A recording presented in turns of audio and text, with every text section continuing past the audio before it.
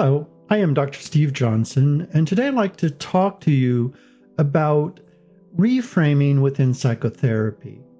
Some of the most common reframes that I hear actually can make people worse.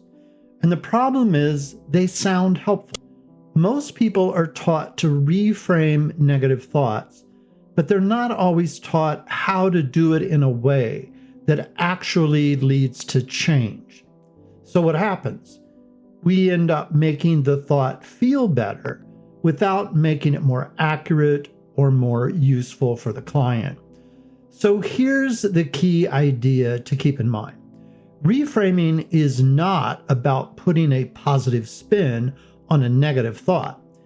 It's about making the thought more accurate, more flexible, and more useful. Let me show you a few simple ways to do that. The kinds of reframes that actually help.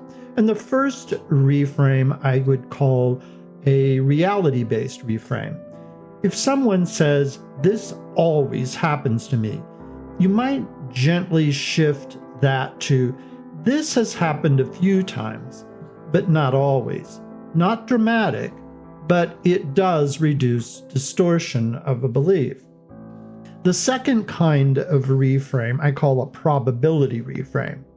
Let's say they say, "I'm going to fail," and that becomes, "I might fail, but there's also a real chance that I won't fail."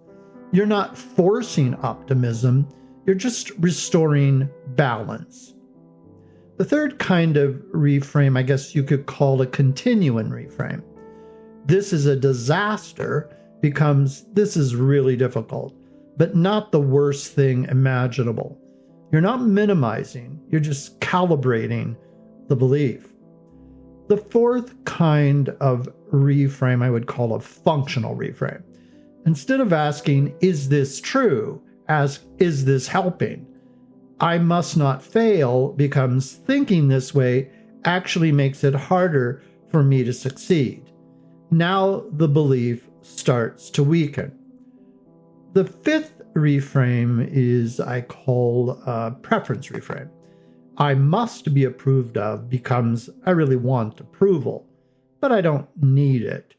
You're softening rigidity without losing what matters to the individual. The sixth kind of reframe I would call a perspective reframe. "This ruined everything" becomes, "This matters right now, but it may not define my life long term." You're helping the person zoom out, looking at the bigger picture. And the seventh reframe I call agency reframe, and this is a really important one. "There's nothing I can do" becomes, "There may be limits, but I still have some choices here." Even a small shift in agency matters. Now here's the important part. Not all reframes are helpful. A good reframe should reduce absolutism, increase flexibility, support action, and stay grounded in reality. Let me just say those again. A good reframe should reduce absolutism, increase flexibility, support action, and stay grounded in reality. If it just makes the person feel better in the moment, but leaves the dysfunctional belief intact, it's probably not doing the work we want it to do. So think of reframe in this way, not as a substitute for changing beliefs, but as a bridge toward more rational, more flexible, and more adaptive thinking.